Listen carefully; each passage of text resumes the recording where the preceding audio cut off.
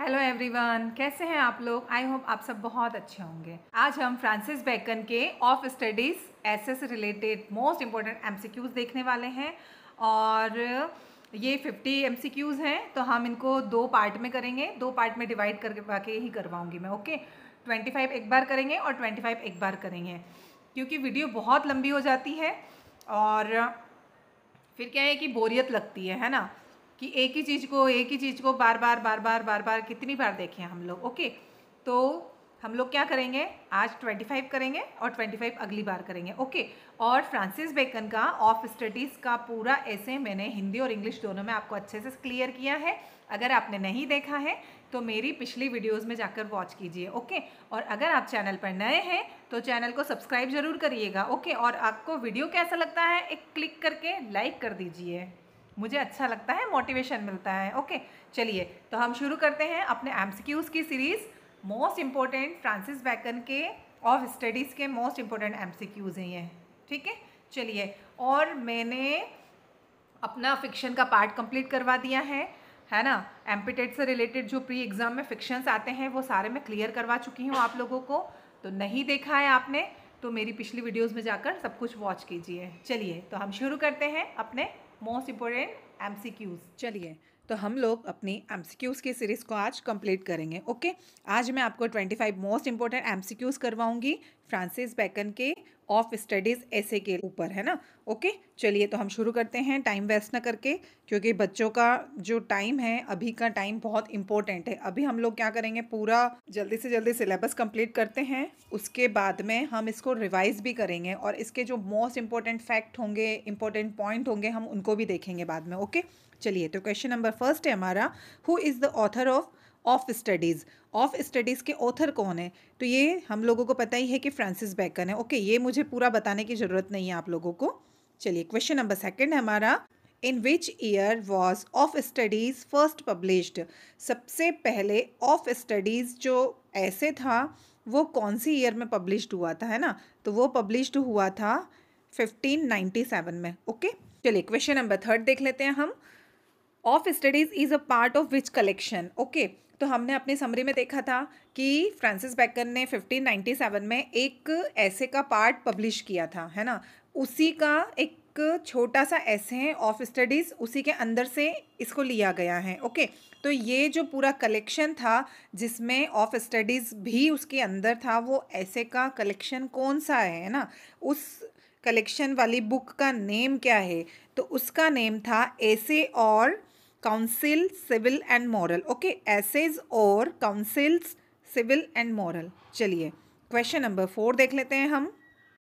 Question number 4 है, what is the genre of studies, है ना। ऑफ स्टडीज़ जो हमारा ऐसे है उसका जेनर क्या है, तो अभी मैंने बता दिया कि वो एक ऐसे हैं। ओके, चलिए क्वेश्चन नंबर 5 देख लेते हैं हम, which its style is used in of studies. Of studies जो ऐसे लिखा है वो कौन से स्टाइल में लिखा गया है ना। जो ऐसे लिखा है तो ऐसे के जो निबंध होते हैं उनको किस स्टाइल में लिखते हैं, उसमें कोटेशन होते हैं, उसमें मुहावरों का यूज़ करते हैं, उसमें कहावत होती है ना।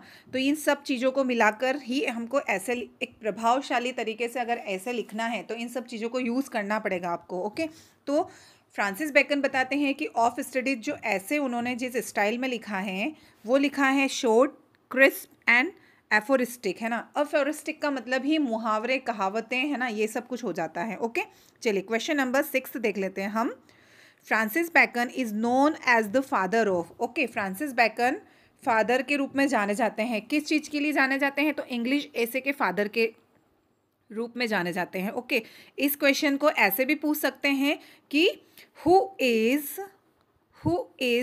द फादर ऑफ ऐसे, है ना। ये क्वेश्चन ऐसे भी आता है बहुत बार एग्जाम में, who is the father of ऐसे, है ना। ऐसे के फादर किसको कहा जाता है, तो उसका आंसर हमको फ्रांसिस बेकन लगाना है। ओके, तो ये क्वेश्चन मैंने आपको दो तरीके से बता दिया है। ऐसे के फादर पूछे जाएं तो आपको फ्रांसिस बेकन करना है, और Francis Bacon is known as the father of पूछा जाए तो आपको इंग्लिश ऐसे लगाना है। ओके, चलिए क्वेश्चन नंबर 7 देख लेते हैं हम हमारा, what is the main theme of studies. Of studies की मेन थीम क्या है, तो ऑफ स्टडीज़ ये दिखाता है कि आपको कैसे पढ़ना है, आपको क्या पढ़ना है ना, मतलब ये कुल मिलाकर आपके अध्ययन की जो वैल्यू है ना, उसके इम्पोर्टेंस है, उसको दिखा रहा है हमको। ओके, तो इसका आंसर होगा importance and uses of studies. चलिए क्वेश्चन नंबर 8 देख लेते हैं हम। Francis Bacon belong to which country? Francis Bacon कौन सी कंट्री से बिलोंग करते थे, कौन से देश के थे वो? तो वो इंग्लैंड के थे। ओके, चलिए क्वेश्चन नंबर 9 देखते हैं हम। What profession did bacon hold apart from being a writer? Francis bacon एक राइटर के साथ साथ में और कौन से प्रोफेशन से रिलेटेड थे ना, और कौन सा प्रोफेशन था उनका, और वो क्या काम करते थे? तो वो जज भी थे एंड स्टेट्समैन भी थे वो। ओके, चलिए क्वेश्चन नंबर 10 देख लेते हैं हम हमारा। Bacon believed that study serves primarily, है ना, बैकन विश्वास करते हैं कि सबसे पहले स्टडीज़ का जो प्राथमिक उद्देश्य होता है वो क्या होता है? तो सबसे प्राथमिक उद्देश्य होता है develop judgement and wisdom. Okay, Bacon बताते हैं कि जो हम स्टडी करते हैं उसके प्राथमिक उद्देश्य क्या हैं। ओके, तो उसका प्राथमिक उद्देश्य होता है कि हमारे ज्ञान का विकास करना और हमारे ज्ञान में वृद्धि करना, मतलब उसका विकास करना। ओके, चलिए तो इसका आंसर है हमारा development, judgement and wisdom. Okay, चलिए क्वेश्चन नंबर 11 देख लेते हैं हम। Studies serve for delight, for ornament and for ability. Okay, ये एक मोस्ट इंपॉर्टेंट कोटेशन है ऑफ स्टडीज़ ऐसे जो है हमारे सिलेबस का, उसका ये मोस्ट इंपॉर्टेंट कोटेशन है। एग्जाम में एज इट इज़ छप जाता है कई बार, है ना, और पूछ लिया जाता है कि ये कौन से रिलेशन से हैं, इसके राइटर कौन है ना, या फिर ये ऐसे कौन से राइटर ने अपने ऐसे में यूज़ किया है। ओके, या फिर इसका मीनिंग पूछ लिया जाएगा, जैसे अभी पूछा है। तो इसका मीनिंग क्या होता है? इसका मीनिंग है for pleasure, personal style and skill. Okay, delight का मतलब क्या होता है कि हम आनंदित तरीके से हम किसी चीज़ को पढ़ रहे हैं, है ना। फिर ऑर्नामेंट्स का मतलब क्या हुआ? ऑर्नामेंट्स का मतलब हुआ कि हमने जो लिखा है, हम जो लिखते हैं उसमें हम लोग किस शैली का उपयोग कर रहे हैं, है ना, हम किस तरीके से उसको प्रभावशाली तरीके से लिख रहे हैं कि नहीं लिख रहे हैं, है ना। और फिर और फॉर एबिलिटी के बारे में दिखाया जाता है कि आपका लिखने का तरीका कैसा है, आपके अंदर क्या एबिलिटी है, आप किस तरीके से उसको लिख कर बता सकते हो, लोगों तक पहुंचा सकते हो। ओके, तो इसका मीनिंग निकलेगा हमारा for pleasure, personal style and skill. Okay, चलिए क्वेश्चन नंबर 12 देख लेते हैं हम। अकॉर्डिंग टू बैकन, देखिए वही चीज़ पूछ ली ना अभी इसी क्वेश्चन में। अकॉर्डिंग टू बैकन, बैकन के अनुसार delight in studies is enjoyed in. Delight जो वर्ड दिया हुआ है, तो अध्ययन में उसका उपयोग कैसे है, मतलब अध्ययन को हमको एन्जॉयमेंट तरीके से हम कैसे कर सकते हैं। Okay, delight in study is enjoyed in, है ना, तो वो कैसे हो सकता है ना, हम अध्ययन को किस तरीके से इंजॉय करते हैं? तो कैसे इंजॉय करते हैं हम? सॉलिट्यूड एंड प्राइवेसी, हम अकेले रहते हैं, है ना, हम कोई चीज़ इंटरेस्टिंग पढ़ते हैं तो या तो हम अकेले पढ़ेंगे उसको, है ना, और हमको प्राइवेसी मिलेगी तो हम उसको बहुत मज़े से पढ़ेंगे, हमको आनंद महसूस होगा। अगर आप कोई स्टोरी पढ़ रहे हैं और आपको बीच बीच में अगर कोई डिस्टर्ब करे तो आप चिढ़ जाएंगे, चिढ़ेंगे कि नहीं चिढ़ेंगे कि क्या है हमारी स्टोरी कंप्लीट नहीं होने दे रहे हैं। या कोई अगर आप मूवी देखते हैं और अगर उस मूवी में आपको 10 बार अगर कोई उठा दे कि चलो ये काम करो, चलो वहाँ चलो, चलो ये करो, ऐसा करके, तो फिर आप लोगों को कैसा फील होगा, है ना। तो अगर आप अध्ययन का भी सेम वही दिखाया है बैकन ने कि अगर आप कोई इंटरेस्टिंग चीज़ पढ़ रहे हैं, है ना, उसको बहुत इंजॉय ले लेकर अगर किसी चीज़ को आप पढ़ रहे हैं तो उसके लिए आपको अकेलापन चाहिए रहता है ना, उसके लिए आप अकेले बैठोगे तभी उसका आनंद आएगा आपको। ओके, चलिए तो इसका आंसर होगा solitude and privacy. Question number 13 देखते हैं हम। क्वेश्चन नंबर 13 है हमारा ornament in discourse refers to, है ना। ऑर्नामेंट जो बताया है उस कोटेशन में अभी जो हम ऊपर देख के आए हैं, तो वो किसको रिफर्स कर रहा है? वो रिफर्स कर रहा है ब्यूटीफाइंग स्पीच और कन्वर्जेशन, है ना। आपको बातचीत कैसे करनी है, आपको बोलना कैसे है, किस तरीके से आपको लिखना है ना, तो उसकी ब्यूटीफाइंग मतलब वो कितना सुंदर तरीके से आपने बोला है। हम भाषण देते हैं ना, नेता लोग भाषण देते हैं ना, तो भाषण उनका कितना अट्रैक्टिव होता है, इफ़ेक्टिव होता है कि लोग उनको वोट दे देते हैं। ओके, अगर वो भाषण ऐसा दे दें कि उसको लोग मतलब लोग सो जाएं उसमें, तो लोगों को पता ही नहीं चलेगा बोला क्या है। ओके, तो बहुत सारे नेता लोगों की जो स्पीच होती है वो बहुत ब्यूटीफाइंग होती है ना, बहुत इंटरेस्टिंग वे में वो बोलते हैं अपनी बात। ओके और कवि लोग होते हैं, है ना, कवि होते हैं तो वो अपनी स्टोरी में बहुत सारी चीज़ें यूज़ करते हैं। ओके कि जैसे एलिट्रेशन होता है, सटायर हो गई, इस तरीके से मतलब कहावत हो गई, मुहावरे हो गए, अगर इन चीज़ों का यूज़ किया जाता है, यही चीज़ ऑर्नामेंट कहलाती हैं। अगर आप किसी चीज़ को लिखते हैं, उस बोलते हैं और उस चीज़ में अगर आपने कोई इफ़ेक्टिव चीज़ डाली है या कोई आपने ऐसे वर्ड्स डाले हैं तो वो बहुत अट्रैक्टिव हो जाती हैं, बहुत इफ़ेक्टिव हो जाती हैं, उसी को हम ऑर्नामेंट्स कहेंगे। ओके चलिए क्वेश्चन नंबर 14 देखते हैं हम। Studies perfect nature and are perfect by. Okay studies से क्या होता है, हमारा जो नेचर है वो परफेक्ट बनता है। हमारा नेचर तो परफेक्ट बनता ही बनता है, और क्या परफेक्ट बनता है स्टडीज से, है ना।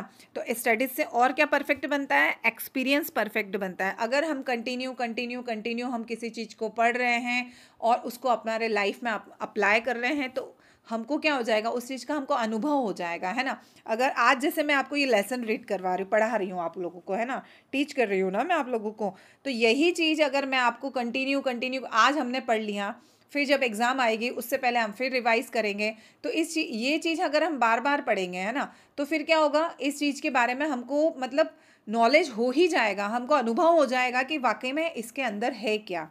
ओके चलिए, तो क्वेश्चन नंबर 14 हमको यही कहता है कि स्टडीज़ से जो हमारा नेचर है वो परफेक्ट बनता है और हमारा जो एक्सपीरियंस है वो भी परफेक्ट बनता है। ओके चलिए क्वेश्चन नंबर 15 देखते हैं हम।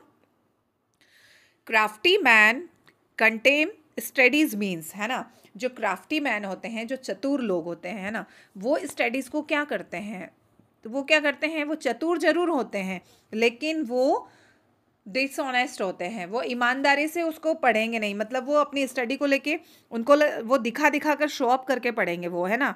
क्राफ्टी मैन चतुर लोग क्या होते हैं, सिर्फ दूसरों को दिखाते हैं कि देखो मैं पढ़ रहा हूँ, है ना। बहुत सारे बच्चे क्या होते हैं, बेवकूफ़ बनाते हैं। हम लोग वीडियोस वगैरह देखते हैं ना, आजकल मोबाइल का ज़माना है, मोबाइल में हम लोग रील्स देखते हैं, तो रील्स में बहुत बार दिखाया नहीं जाता है कि बुक लेकर बैठ जाते हैं बच्चे और अंदर मोबाइल देखते रहते हैं, है ना, तो उनको बोलेंगे क्राफ्टी मैन। ओके तो वो क्या करते हैं कि पढ़ने का नाटक करते हैं, चतुर बनते हैं कि हाँ हम पढ़ रहे हैं, लेकिन वो डिसऑनेस्ट होते हैं। डिसऑनेस्ट मैन डिस्पाइट स्टडी, वो स्टडीज़ को क्या करते हैं, बेकार कर रहे हैं अपनी पढ़ाई को, है ना। अब पढ़ते तो है नहीं और बेईमानी करते हैं साथ में। ओके चलिए क्वेश्चन नंबर 16 देखते हैं हम। क्वेश्चन नंबर 16 है हमारा, अकॉर्डिंग टू बेकन, बेकन के अनुसार man read not to contradict but to, है ना। अकॉर्डिंग बेकन के अनुसार, बेकन क्या कह रहे हैं कि इंसान जो है वो सिर्फ पढ़ता ही नहीं है, वो क्या करता है, क्या करता है, वो लर्न भी करेगा और विश्वास भी होगा उसको, है ना। वो जो पढ़ रहा है उस पढ़ी हुई चीज़ से वो सिर्फ मतलब सीखेगा ही नहीं, है ना। अगर उसने उस चीज़ को हमारी खुद की लाइफ में अगर वो उसको अप्लाई करता है तो फिर क्या होगा, उसको सीखना मिलेगा, लर्न करेगा एंड बिलीव, उसका विश्वास बढ़ेगा। ओके कि ये चीज़ मैंने की है, इसको मैंने पढ़ा है और इसको इस टाइप से किया जाता है, तो हाँ मुझे इसका नॉलेज हो गया है कि हाँ वाकई में ये चीज़ होती क्या है। ओके चलिए क्वेश्चन नंबर 17 है हमारा, reading make a full man, है ना। पढ़ने से इंसान का जो पूरा डेवलपमेंट होता है तो उससे क्या होता है ना, तो रीडिंग करने से इंसान फुल मैन बनता है, मतलब एक पढ़ने से एक इंसान कंप्लीट होता है। कॉन्फ्रेंस अ रेडी मैन, एक रेडी कॉन्फ्रेंस जो होती है वो इंसान को रेडी करती हैं। And writing and exact man, और राइटिंग क्या करती हैं, इंसान को बिल्कुल एग्जैक्ट सही निर्णय लेने के लिए बिल्कुल उसको तैयार करती हैं। दिस इम्प्लाइज, है ना, ये सब इम्प्लाई करेंगे तो ये तीनों चीज़ें अगर हम अपनी लाइफ में अप्लाई करते हैं, इम्प्लाई करते हैं, तो इनको क्या कहेंगे, मतलब ये कैसे क्या होती हैं, तो ये होती हैं balanced skill come from all three. ये जो तीनों स्किल है, इन तीनों स्किल्स को बैलेंस करके अगर कोई इंसान पूरा कंप्लीट स्टडी करता है तो उसको एक्सपीरियंस भी हो जाएगा, है ना, वो एक परफेक्ट मैन बन जाएगा और उसको परफेक्ट एक्सपीरियंस भी हो जाएगा। ओके चलिए क्वेश्चन नंबर 18 देखते हैं हम। क्वेश्चन नंबर 18 है हमारा, Bacon suggest that different books should be read in different ways, some should be, Bacon कहते हैं कि डिफरेंट टाइप की बुक्स को डिफरेंट तरीके से पढ़ना चाहिए, है ना। जैसे कि कैसे पढ़ना चाहिए, बेकन के अनुसार आपको बेकन के अनुसार बताना है, तो बेकन ने क्या कहा है, कुछ बुक्स को आपको टेस्ट करना चाहिए, कुछ बुक्स को आपको स्वेलो करना चाहिए और कुछ बुक्स को आपको डाइजेस्ट कर लेना है, च्यूड कर लेना है ना। तो उनके अनुसार, है ना, बेकन के अनुसार क्या है, इसका आंसर क्या होगा, tested, swallowed and chewed. Okay, इसका पूरा बेकन के अनुसार वो बेकन सलाह देते हैं कि आपको कुछ बुक्स को टेस्ट करना है, मतलब ऊपर ऊपर तरीके से पढ़ना है उसको आपको, है ना। और कुछ बुक्स को आपको क्या करना है, स्वेलोड करना है, चीविंग करना है, मतलब उसको पढ़ना है, समझना है सिर्फ, है ना, उसको समझना है। और कुछ बुक्स इतनी अच्छी होती हैं या कुछ किताबें ऐसी होती हैं जिनसे हमको बहुत ज़्यादा ज्ञान मिलता है या हमको लगता है कि वाकई में ये बुक्स बहुत अच्छी है, तो उसको हमको क्या करना चाहिए, ग्रहण करना है और उसको पूरा अपने ज्ञान को अपने दिमाग में फिट कर लेना है उसको। ओके, चलिए क्वेश्चन नंबर 19 है हमारा, stories make men wise suggest, है ना। अब ये छोटे छोटे बहुत सारे कोटेशन है ऐसे, है ना।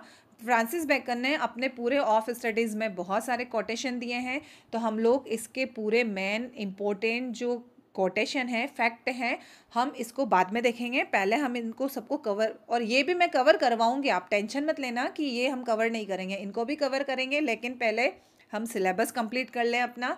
ओके, हम लेसन को पढ़ लेते हैं, लेसन के एमसीक्यूज़ कर लेते हैं, ऑथर के एमसीक्यूज़, ये सब देखेंगे हम पहले। ओके, उसके बाद क्या रहेगा हमारा, लास्ट में सिलेबस के बाद में हमारा सिर्फ जो जब हम रिवाइज करेंगे ना, तो हम ऊपर ऊपर से फिर सारी चीज़ें भी देखेंगे, है ना।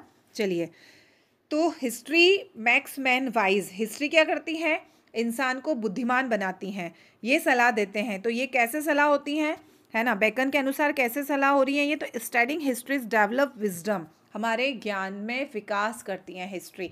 पुरानी चीज़ होती है ना, बहुत सारी पुरानी हमारी जो हिस्ट्री है, हम पढ़ते हैं तो हमको कितना ज्ञान मिलता है, हमारा ज्ञान डेवलप, हमारे ज्ञान में वृद्धि होती कि नहीं होती, डेवलपमेंट होता है ना। ओके, हम लोग पढ़ते हैं, बहुत सारी हिस्ट्री है, बहुत सारी हिस्ट्री तो ऐसी है जो हमको पता ही नहीं है। और मेरी तो आदत है, देखो मैं अपनी आदत बता रही हूँ, आप लोगों की आदत क्या है, कैसी है, मुझे कमेंट करके बताना। लेकिन मेरी आदत है, मैं क्या करती हूँ कि अगर किसी चीज़ का मुझे लगता है कि इस चीज़ के बारे में मुझे जानना है, जैसे मैं कहीं घूमने गई हूँ, है ना, अभी मैं थोड़े दिन पहले मैं बता रही थी ना आपको कि मैं 2 दिन की ट्रिप पर गई थी, 3 दिन की ट्रिप पर, तो मैं माउंट आबू गई थी। ओके, तो मैं माउंट आबू से रिलेटेड सारे, उसके सारे जितने भी फैक्ट है ना, मैं वो सब कुछ खोजती हूँ, गूगल निकालती हूँ, बैठती हूँ, देखती हूँ कि वहाँ क्या देखने लायक है। ओके, और मुझे कहाँ जाना है, कैसे जाना है, और अगर किसी मंदिर के बारे में पढ़ते हैं तो उस मंदिर की क्या हिस्ट्री है, ये मंदिर किसने बनाया है, ये सब कुछ, मतलब मुझे इंटरेस्ट है इस चीज़ के लिए, है ना। तो हिस्ट्री क्या करती है, हमारे ज्ञान में वृद्धि करती है, हमारा ज्ञान बढ़ाती है। चलिए क्वेश्चन नंबर 20 देख लेते हैं हम, which type of books require intense study according to Bacon, Bacon के अनुसार कौन सी बुक्स को हमें पढ़ना चाहिए या कौन सी बुक्स को हमें ग्रहण करना है ना, या कौन सी बुक ऐसी है जिनको, मतलब जिनको पढ़ने की रिक्वायरमेंट होती है, तो वो बुक्स होती हैं books that are to be chewed and digest, ऐसी किताबें जिनसे हमको बहुत ज्ञान मिलता है, बहुत, बिल्कुल ऐसी बहुत सारी ऐसी बुक्स भी मिलेगी हमको, है ना, कि कभी लाइब्रेरी जाकर देखिए आप, और लाइब्रेरी में कोई ऐसी बुक ढूंढना जो पुरानी हो और जिनसे आपको बिल्कुल सटीक जानकारी मिले, क्योंकि आजकल क्या है, किताबों में भी बहुत बार गलत छाप देते हैं, गलत लिख देते हैं, है ना। तो उसके बारे में आप पहले डिटेल से पढ़िए, फिर उसका पूरा निकालिए, निचोड़ निकालिए कि वाकई में ये किताब हमसे कहना क्या चाहती है, इसमें क्या ज्ञान दिया गया है ना। फिर उसको अपन ग्रहण करो, उसको डाइजेस्ट करो। ओके, उसको चबा चबा कर पूरा ग्रहण कर लो, पूरा दिमाग में फिट कर लो कि वाकई में ये होता ऐसा है ना। अब हम जैसे हमारा सिलेबस देख लेते हैं हम, तो हमको क्या करना है, हमारे सिलेबस में जितने भी लेसन हैं, जितने भी चैप्टर हैं, जितने भी ऑथर हैं, उनको हमको क्या करना है, कैसे पढ़ना है, तो उनको हमको डाइजेस्ट करना है। ओके, ऐसा नहीं कि आपने सिर्फ उनको टेस्ट कर लिया और छोड़ दिया। ओके, टेस्ट नहीं करना है, ना ही उसको आपको मतलब ऊपर ऊपर तरीके से समरी ऐसे ऐसे नहीं पढ़ना है ना। उसका आपको पूरा डिटेल, उसको आपको पूरी डिटेल में जानना है और उसको आपको डाइजेस्ट करना है। Okay, books that are to be chewed and digest, उसको चबा के उसको पूरा डाइजेस्ट कर जाओ, ताकि नींद में भी उठाकर अगर आपसे कुछ पूछ लेना किसी भी चीज़ से रिलेटेड, अपने सिलेबस से रिलेटेड, वो आपको याद होना चाहिए। ओके, चलिए क्वेश्चन नंबर 21 देखते हैं हम, which books according to Bacon are to be tasted, कौन सी बुक्स है जिनको टेस्ट किया जाता है ना। तो इस क्वेश्चन का आंसर हम देख लेते हैं, इसका आंसर है books to read quickly and partially, है ना। ऐसी किताबें जिनको हम फटाफट पढ़ते हैं ना। मैं अपना एक्सपीरियंस बताती हूँ। मैं बुक्स का तो मुझे पता नहीं, क्या होता है कि बुक्स अगर लेकर बैठते हैं ना तो बुक्स पूरी पढ़ने में आ ही जाती हैं, लेकिन न्यूज़पेपर का बताती हूँ। मैं न्यूज़पेपर को टेस्ट करती हूँ सिर्फ, क्योंकि मुझे पूरा न्यूज़पेपर पढ़ने में क्या है कि थोड़ा सा लेज़ी फील होता है। मैं पूरे न्यूज़पेपर को एक एक चीज़ बारीक से नहीं पढ़ती हूँ। कहते हैं ना बहुत सारे लोग न्यूज़पेपर को खा जाते हैं, है ना। तो वो खाते हैं, मतलब उसको डाइजेस्ट करते हैं। हम लोग देखते हैं ना हमारे आसपास कि बहुत सारे लोग बोलते हैं कि ये तो न्यूज़पेपर को खा ही जाएगा, ऐसे पढ़ता है ना। तो उनका मतलब होता है कि वो न्यूज़पेपर को ग्रहण कर रहे हैं, वो उसको डाइजेस्ट कर रहे हैं ना। तो मैं न्यूज़पेपर टेस्ट करती हूँ। मैं अपना बता रही हूँ, आप क्या करते हो वो आप कमेंट करके मुझे बताना, ओके। तो बेकन्स के अनुसार बेकन क्या कहते हैं कि कुछ बुक्स को आपको क्विकली पार्शली उसको पढ़ना है। क्विकली मतलब धीरे धीरे ऊपर ऊपर से देख लिया कि हाँ इस किताब के अंदर क्या है, तो उसको टेस्ट करना कहा जाता है, ओके। चलिए क्वेश्चन नंबर 22 देखते हैं हम। What does Bacon means by chewed and digest, है ना। बेकन के अनुसार चीव्ड और डाइजेस्ट का मतलब क्या है। ऐसा थोड़ी किताब खा जानी है चबा चबा के, है ना, डाइजेस्ट कर लेना है, ऐसे नहीं बोल रहे हैं। बेकन का मतलब क्या निकल रहा है यहाँ पे, चीव्ड और डाइजेस्ट का मतलब बेकन बोल रहे हैं books to be read truly and understood deeply, है ना। बेकन ये बोल रहे हैं कि किताब खा जाओ और उसको डाइजेस्ट कर लो, ओके। ऐसे नहीं बोल रहे हैं, मैं मजाक कर रही हूँ। बेकन्स बोल रहे हैं कि बुक्स को इतना डीप में आपको पढ़ना चाहिए, या उसको उसका ज्ञान जो है आपको ऐसे ग्रहण करना है। कुछ किताबें इतनी अच्छी होती हैं, उनमें इतनी ज्ञानवर्धक चीज़ें होती हैं या बातें होती हैं, तो उसको हमेशा हमें ग्रहण कर लेना चाहिए। हमें अपने जीवन में उसको उतार लेना चाहिए और उसका एक्सपीरियंस करना चाहिए, उसका अनुभव करना चाहिए, ओके। और उसको हमारी लाइफ में अप्लाई भी करना चाहिए। चलिए, तो इसका आंसर होगा हमारा books to be read truly and understood deeply, उसको गहराई से समझना है। चलिए क्वेश्चन नंबर 23 है हमारा। Some books also may be read by deputy men's. क्या होता है डिप्यूटी मेंस की सारांश पढ़ना, है ना। तो कुछ किताबों का हमको क्या करना चाहिए, उसको ऊपर ऊपर से देखना चाहिए, ओके। उसका सारांश पढ़ना चाहिए। Delegated reading by others with summaries, है ना। हमको क्या करना चाहिए, हमको उनकी समरी पढ़ना चाहिए।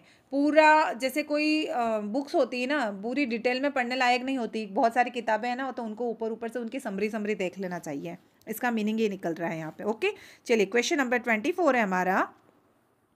What is the effect of writing on a person according to Bacon, है ना। बेकन के अनुसार में जो राइटिंग जो लिखते हैं, जो लेखक होते हैं, है ना, वही पर्सन लिखेगा ना जो लेखक होते हैं। बाकी हम लोग क्या लिखने बैठ रहे हैं क्या बुक्स वगैरह को। अच्छा हाँ, स्टूडेंट है, स्टूडेंट क्या होते हैं, स्कूल के जो बच्चे होते हैं वो लोग क्या करते हैं, स्कूल जाते हैं, उसके बाद में वो घर आकर अपना होमवर्क, अपने फेयर वर्क सब कंप्लीट करते हैं, क्वेश्चन आंसर लिखते हैं। तो लिखते हैं तो उससे क्या होता है, उनका जो ज्ञान होता है, वो जो लिख रहे हैं तो लिखा हुआ हमेशा याद रहता है। इसीलिए मैं आप लोगों को बार बार बोलती हूँ कि मैं जो इंपॉर्टेंट आपको फैक्ट बताती हूँ या कोई ऐसी चीज़ बताती हूँ उसको नोट डाउन कर लीजिए, आप उसको नोट डाउन कर लीजिए। वो इसलिए बोलती हूँ क्योंकि लिखा हुआ हमेशा एग्जैक्ट होता है, हमको याद रहता है ना। जैसे अभी मैंने थोड़े टाइम पहले आपको अपने पिछले वीडियोस में एक क्वेश्चन को मैंने थोड़ा सा ऊपर नीचे किया था, तो जिसने सीरियसली पढ़ा था उसको, है ना, जिसने उसको सीरियसली पढ़ा था उसको उसका आंसर पूरा एग्जैक्ट याद था। तो वो क्यों एग्जैक्ट याद था, क्योंकि वो नोट्स बना रहे होंगे अपने, है ना। सिर्फ उसको सिर्फ मैं वीडियो बना रही हूँ सिर्फ देख लिया ऐसे नहीं कर रहे होंगे, वो लोग नोट्स बना रहे होंगे बाकायदा और उसको पढ़ रहे होंगे, है ना। तो लिखने से क्या होता है, लिखने से max a perfect person exact, max a person exact, उसका जो ज्ञान होता है वो बिल्कुल सटीक होता है, एग्जैक्ट होता है, ओके। चलिए क्वेश्चन नंबर 25 है हमारा, और ये हमारा इस सीरीज़ का अभी जो एमसीक्यूज़ का मैं करवा रही हूँ, ये वाला फर्स्ट पार्ट का लास्ट क्वेश्चन है। इसके बाद जो बचे हुए एमसीक्यूज़ हैं वो मैं अपने नेक्स्ट वीडियो में लेकर आऊँगी, ओके। तो इसका आंसर आपको मुझे कमेंट बॉक्स में करके बताना है कि इसका आंसर क्या होगा। ये बहुत ईजी है और मैं इसको आपको ऊपर बता भी चुकी हूँ। Which is the rhetorical device used often by Bacon, Bacon ने जो अपना ऑफ स्टडीज ऐसे लिखा है, इसमें कौन सा रिटोरिकल डिवाइस यूज़ किया है ना। क्योंकि बहुत सारे कवि होते हैं, बहुत सारे राइटर होते हैं, वो बहुत सारे डिवाइस अपने लेखनी में यूज़ करते हैं। डिवाइस का मतलब ऐसा नहीं है कि कोई टूल्स यूज़ कर रहे हैं, उनकी लेखनी बहुत इफ़ेक्टिव होती हैं। तो इफ़ेक्टिव क्यों होती है, वो ऑर्नामेंट्स यूज़ करते हैं, है ना। तो ऑर्नामेंट्स मैंने आपको बता दिया है, उन ऑर्नामेंट्स को क्या कहते हैं इन चारों में से, उसका आपको मुझे आंसर कमेंट में करके बताना है। ओके, चलिए, तो आई होप आपको ये पूरा सेशन अच्छे से समझ में आया होगा, और आप प्लीज़ कमेंट करके मुझे बताया करिए कि आपको सेशन कैसा लगता है। ओके, और कहीं डाउट हो तो भी मुझसे पूछ लीजिए। और आप है ना सेशन को लाइक नहीं करते हैं, लाइक करने में कंजूसी मत कीजिए, सिर्फ एक बटन ही क्लिक करना होता है और कुछ नहीं करना होता है, तो लाइक कर दीजिए ओके इस सेशन को। और हम मिलते हैं अपने नेक्स्ट वीडियो में। Okay, bye bye, thank you.